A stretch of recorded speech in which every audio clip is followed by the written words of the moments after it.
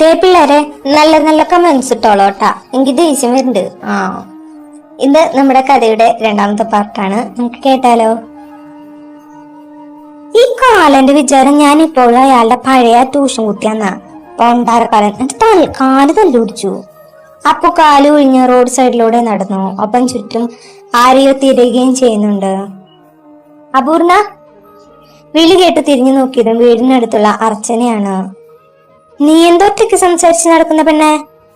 ഏയ് ഒന്നുമില്ല, ക്ലാസ്സിലേക്ക് പഠിക്കാനുള്ള ഒന്ന് റിവൈൻഡ് ചെയ്ത് നോക്കിയതാ.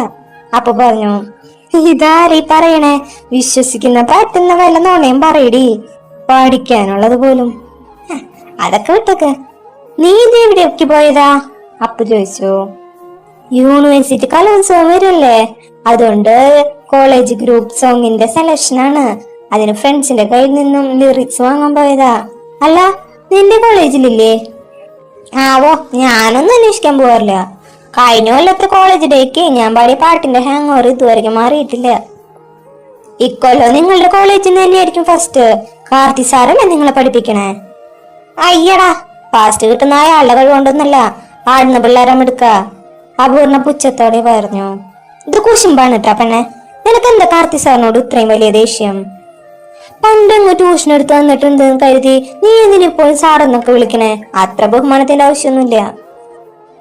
ഇത്രയൊക്കെ ദേഷ്യം തോന്നു, എന്താ സാർ നിന്നെ ചെയ്തേ? അതൊരു വലിയ കഥയാ. ഒരു 2 കൊല്ലം മുമ്പ് നമ്മുടെ അമ്പലത്തിനടുത്ത് വീടുള്ള മാളി ചേച്ചി നീലിനെ ഇഷ്ടാന്ന് എന്നോട് പറയാൻ ഏൽപ്പിച്ചു. ഞാൻ ദിവസം അയാളുടെ വീട്ടിൽ പാല് കൊണ്ടു കൊടുക്കാൻ പോകുമല്ലോ. നീലനാ? അതാരാ? എടി, നമ്മുടെ ധ്രുവ കാർത്തികേയൻ തന്നെ. ഞാൻ പിറ്റേ ദിവസം മാളി ചേച്ചിക്ക് അയാളെ ഇഷ്ടാണെന്ന് ചെന്ന് പറഞ്ഞു. എന്നിട്ടെന്താ? അയാള് മറുപടി ഒന്നും പറഞ്ഞില്ല. മൗന് സമ്മതാണെന്ന് കരുതി പാലും കൊടുത്ത് ഞാൻ വീട്ടിലേക്ക് വന്നു. വീടിന്റെ പടി കടന്ന് എനിക്ക് ഓർമ്മയുള്ളോ, അമ്മയുടെ കയ്യിൽ നിന്ന് ചൂലിന് ഏറി കിട്ടി. അന്നത്തെ ദിവസം എനിക്ക് കിട്ടിയ വഴക്കിന് അടിക്കും കണക്കില്ല മോളെ. അമ്മ എന്തിനാ നിന്നടിച്ചേ? ആ കാലം ഞാൻ അയാളോട് പറഞ്ഞ കാര്യം ഏട്ടനെ വിളിച്ചു പറഞ്ഞു. ഞാൻ നാട്ടിലുള്ളവർക്ക് ലൈൻ സെറ്റാക്കി കൊടുക്കാൻ നടക്കാന്ന്. അത് വീട്ടിലും ബന്ധുക്കളുടെ ഇടയിലും പാട്ടായി. ഇപ്പോഴും എന്നെ എല്ലാവർക്കും അതിന്റെ പേര് കളിയാക്കും. എന്ന് മാത്രല്ല, എന്നെ നേരി കണ്ട ഗേൾസ് കോളേജിൽ കൊണ്ടുപോയി ചേർക്കുകയും ചെയ്തു. നോക്കിയിരിക്കാൻ പോലും ചെക്കനില്ലാത്തവരുടെ സങ്കടം നിന്നെ പോലെ മിക്സഡ് കോളേജിൽ പഠിക്കുന്നവർക്ക് മനസ്സിലാവില്ല. അപ്പോ കണ്ണു തുടയ്ക്കുന്ന പോലെ കാട്ടി. ഇതിന്റെയൊക്കെ വല്ല കാര്യം ഉണ്ടായിരുന്ന? സ്വന്തം കാര്യം നോക്കി നടന്നാ പോരായിരുന്ന? കേവലം ഒരു ഡയറി മിൽക്കിന് വേണ്ടി എനിക്ക് ആ കടുങ്കൈ ചെയ്യേണ്ടി വന്നു. നീ പറഞ്ഞിട്ട് കാര്യമൊന്നുമില്ലല്ലോ. അതൊക്കെ പോട്ടെ, നമ്മുടെ രാഹുൽ എന്നെ കണ്ടാ നീ? ഇന്ന് രാവിലെ നടക്കാൻ കണ്ടില്ല. ഏത് രാഹുല്? അർച്ചന സംശയത്തോടെ ചോദിച്ചു. എടി, നമ്മുടെ ആർമിയിൽ ചേരാൻ നിൽക്കുന്ന രാഹുലായിരുന്നില്ലേ, നമ്മുടെ ഒപ്പം പഠിച്ച രമിതയുടെ ഏട്ടൻ. അതറിയില്ലടി, ഞാൻ കണ്ടില്ല. എന്തിനാ? ഒന്നുമില്ല, വെറുതെ കാണാൻ. യെസ് ഫോർ രസം, അവൾ വിളിച്ചുകൊണ്ട് പറഞ്ഞു. വീടെത്തുന്നവരെ രണ്ടുപേരും ഓരോന്ന് സംസാരിച്ചുകൊണ്ട് നടന്നു. അപ്പുവിന്റെ വീടിനടുത്താണ് അർച്ചനയുടെ വീട്. 1 മുതൽ +2 വരെ രണ്ടുപേരും ഒരേ കോളേജിലായിരുന്നു. ഡിഗ്രിക്ക് അർച്ചന മിക്സ്ഡ് കോളേജിൽ ചേർന്നപ്പോൾ അപ്പുവിന്റെ സ്വഭാവം അറിയുന്ന വീട്ടുകാർ അവളെ ഗേൾസ് കോളേജിൽ ചേർത്തു. വീട്ടിലെത്തിയ അപ്പു ചായ എടുത്ത് ഉമ്മറത്തേക്ക് വന്നിരുന്നു. നീല, നീ എടുത്തായി കുറച്ച് ഗ്ലാമർ കൂടിയോന്നൊരു സംശയം. നീ നാളെ പെണ്ണ് കാണാൻ പോയി കല്യാണം എങ്ങാനും ശരിയായ ഞാൻ എന്ത് ചെയ്യും? പിന്നെ ഞാൻ പാല് കൊടുക്കാൻ പോവില്ല. വേണമെങ്കിൽ അയാളുടെ കെട്ടിയോളൂ ഒന്ന് പാല് വാങ്ങിക്കട്ടെ. ലാവില്ലാത്ത പണിക്കൊന്നും ഈ അപ്പു നിൽക്കില്ല. രാവിലെ നീലം വടി കൊണ്ടടിച്ച പാടിൽ വിരൽ ഓടിച്ചുകൊണ്ട് അപ്പു മനസ്സിൽ ഉറപ്പിച്ചു. രാവിലത്തെ ആഭ്യന്തര ആലോചന കഴിഞ്ഞെങ്കിൽ അമ്മയുടെ പൊന്നുമോള് കോളേജിൽ പോവാൻ നോക്ക്. അലക്കിയ തുണികൾ മുറ്റത്തെ അഴയിൽ വിരിച്ചിരിക്കുന്ന അമ്മ പറഞ്ഞതും അവൾ അകത്തേക്ക് നടന്നു. ചായ ഗ്ലാസ് കഴുകി വെച്ച് അടുക്കള വഴി മുറ്റത്തേക്ക് ഇറങ്ങി. ചൂലെടുത്ത് അടിച്ചു വരാൻ തുടങ്ങി. ക്ലാസ് ഉള്ളത് കൊണ്ട് രാവിലെ എണീറ്റാൽ പാല് കൊണ്ട് കൊടുക്കലും മുറ്റമടിക്കലും മാത്രമേ പണിയുള്ളൂ. അവൾ വേഗം മുറ്റം അടിച്ചു വരാൻ തുടങ്ങി. നിനക്ക് കുറച്ച് വൃത്തിക്ക് ചെയ്തൂടെ അപ്പോ?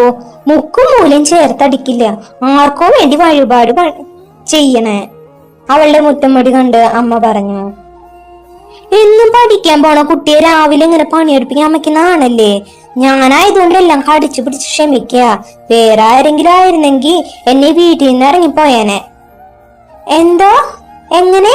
എന്റെ പൊന്നുമോളെ ഇറങ്ങി പോവായിരുന്നെങ്കിൽ കൂടി പോയാൽ പടി വരെ പോവും. അത് കണ്ടാ പിന്നെ പട്ടിണി കിടന്ന് ചാവേണ്ടി വരുന്ന് എന്റെ കുട്ടിക്ക് അറിയാം. അമ്മ വിത്ത് ഒരു ലോഡ് പുച്ഛം. നിങ്ങൾ അധികം പുച്ഛിക്കണ്ട. ഭാവി ഞാൻ പഠിച്ചു വലിയ അല്ലെങ്കിൽ വേണ്ട, അത് വേണ്ട. ഒരു ദിവസം ഞാൻ കോളേജ് കഴിഞ്ഞ് നടന്നു വരുമ്പോ വഴിയിൽ നിന്ന് ഒരു പേഴ്സും ഫോണും കളഞ്ഞു കിട്ടും. തുറന്നു നോക്കിയപ്പോ അത് കുറെ പൈസ ATM കാർഡും വേറെ കുറെ ഇമ്പോർട്ടന്റ് ഡോക്യുമെന്റും. ഞാനത് പോലീസ് സ്റ്റേഷനിൽ കൊണ്ടുപോയി കൊടുത്തപ്പോ ആണ് അറിഞ്ഞത് അത് മുകേഷ് അംബാനിയുടെ പേഴ്സും ഫോണാണെന്ന്. അങ്ങനെ എന്റെ സത്യസന്ധത കണ്ട അംബാനി സാറ് അയാളുടെ പകുതി സ്വത്ത് എന്റെ പേര് എഴുതി വെക്കും. അങ്ങനെ ഞാൻ ഒരു പണക്കാരിയായി. എന്റെ ഓടിക്കാരി ഞാൻ ഈ വീടിന്റെ മുറ്റത്ത് വന്നിറങ്ങും. അമ്മയുടെ മറുപടി കയ്യിലുള്ള ചൂല് കൊണ്ടായിരിക്കും അറിയാവുന്നത് കൊണ്ട് മറുപടിക്ക് കാത്തു നിൽക്കാതെ അപ്പു അകത്തേക്ക് ഓടി. 10 മണിക്കാണ് ക്ലാസ് തുടങ്ങുന്നതെങ്കിലും കോളേജിലേക്ക് 1.5 മണിക്കൂറിനടുത്തേക്ക് ദൂരമുണ്ട്. അതിനാൽ 8:30യുടെ ബസ്സിന് വേണം അപ്പുവിന് പോകാൻ. 1.5 മണിക്കൂർ ബസ്സിൽ നിന്നുള്ള യാത്ര കുറച്ച് ബുദ്ധിമുട്ടാണ്. പലതവണ അവൾ ഹോസ്റ്റലിൽ നിന്ന് പഠിക്കാന്ന് പറഞ്ഞെങ്കിലും അവളുടെ സ്വഭാവം നന്നായി അറിയാവുന്നത് കൊണ്ട് വീട്ടിലുള്ളവർ അതിന് സമ്മതിച്ചില്ല. അമ്മ, ഞാൻ ഇറങ്ങാ. അവൾ ബാഗ് തോളിൽ തൂക്കിക്കൊണ്ട് ഇറങ്ങി. ബസ് സ്റ്റോപ്പിൽ അവളെ കാത്ത് ആരതി നിൽക്കുന്നുണ്ട്. +2 മുതലുള്ള കൂട്ടാണ് അപ്പവും ആരതിയും. അവളുടെ കുരുട്ടുബുദ്ധിക്കും പൊട്ടത്തരങ്ങൾക്കും കട്ട സപ്പോർട്ടാണ് ആരതി. ഇന്നെന്താ നേരം വൈകിയ? ഓടിക്കിതച്ചെത്തുന്ന അപ്പുവിനെ കണ്ട ആരതി ചോദിച്ചു. കുറച്ചു നേരം. അപ്പോഴേക്കും ബസ് വന്നിരുന്നു. തിരക്കുള്ള ബസ് രണ്ടുപേരും ബാക്ക് ഡോർ വഴി ഉന്തിത്തള്ളി കയറി. കോളേജിലെത്തുമ്പോഴേക്കും രണ്ടുപേരും ക്ഷീണിച്ചിരുന്നു. ബസ് ഇറങ്ങി കുറച്ചു ദൂരം കോളേജിലേക്ക് നടക്കാനുണ്ട്. ഉച്ചവരെ മാസ് മീഡിയ ആൻഡ് സൊസൈറ്റി എന്ന സബ്ജക്റ്റ് ആയിരുന്നു. ഉറക്കം വന്ന് കണ്ണുകൾ അടഞ്ഞു പോകുന്നുണ്ടെങ്കിലും എല്ലാവരും സഹിച്ചു പിടിച്ചിരിക്കുകയാണ്.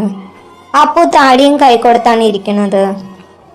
ഉറക്കം വന്ന് വീഴാൻ തുടങ്ങിയത് ലഞ്ച് ബ്രേക്ക് ആയത് ഒരുമിച്ചാണ്. അത്ര നേരം ഉറക്കം തൂങ്ങിയിരുന്ന പിള്ളേരെല്ലാം ബെല്ലടിച്ച് ചാടി എഴുന്നേറ്റു.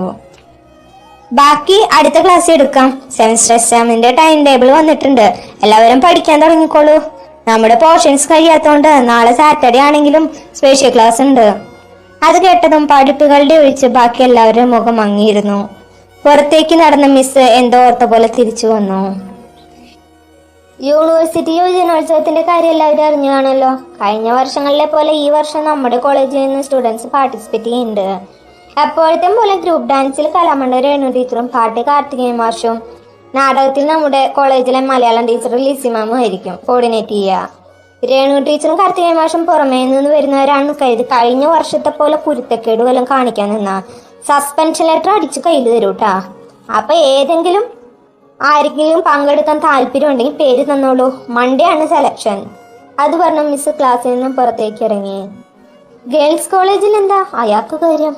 മിസ് പോയതും അടുത്തിരുന്ന ആരതിയോട് അപ്പു ദേഷ്യത്തിൽ ചോദിച്ചു. അയാള് തന്നെ, ആ നീലൻ. അയാൾക്ക് നാട്ടിലുള്ള പീക്കിരി പിള്ളേരെ പാട്ട് പഠിപ്പിച്ചാ പോരെ? എന്തിനീ നീ കോളേജിലേക്ക് കെട്ടിയെടുക്കണേ? കാർത്തിയേട്ടൻ കാരണല്ലേടി കഴിഞ്ഞ വർഷങ്ങളിൽ നമുക്ക് കോളേജ് ഗ്രൂപ്പ് സോങ്ങിൽ ഫസ്റ്റ് അടിച്ചത്. അത് നമ്മുടെ നാട്ടുകാരനായതുകൊണ്ട് നമുക്കൊരു വെയിറ്റ് അല്ലേ? എന്തൊക്കെ പറഞ്ഞാലും ഒരു ഗേൾസ് കോളേജിൽ അയാൾ പഠിപ്പിക്കാൻ വരുന്നവിടെ എനിക്ക് യോജിപ്പി പറ്റില്ല. നിനക്കെന്താ പെണ്ണെ പറ്റിയേ? ആള് വരട്ടേടി. കാർത്തികേട്ടൻ പാട്ട് പഠിപ്പിക്കുന്ന നാട്ടിൽ ഒട്ടുമിക്ക പെൺപിള്ളേരും സ്കൂളിൽ കലോത്സവത്തിലും ഫസ്റ്റ് അടിക്കും. ആളെ അത്രയും നന്നായി പഠിപ്പിക്കും. അതുകൊണ്ടാണല്ലോ ഇത്രയും ദൂരെയുള്ള കോളേജിൽ ആളെ വിളിക്കുന്നത്. പിന്നെ കാർത്തിയേട്ടൻ കാരണം കഴിഞ്ഞ വർഷം കിട്ടിയ ചോക്ലേറ്റിന് കയ്യും കണക്കുണ്ടോ? അതർത്താ ഞാൻ എല്ലാം ക്ഷമിച്ചു പിടിച്ചിരിക്കണേ. അയാളെ കൊണ്ട് ഇങ്ങനെയെങ്കിലും ഒരു ഗുണം ഉണ്ടാവട്ടെ. ഇവിടുത്തെ കോഴികളുടെ ഈ 2 ആഴ്ച നമുക്ക് മാക്സിമം യൂട്ടിലൈസ് ചെയ്യണം. ബാക്കിയൊക്കെ തിങ്കളാഴ്ച. ഇപ്പൊ നമുക്ക് പോയി ഫുഡ് കഴിക്കാം. അത് പറഞ്ഞ് രണ്ടും പുറത്തേക്ക് ഇറങ്ങി.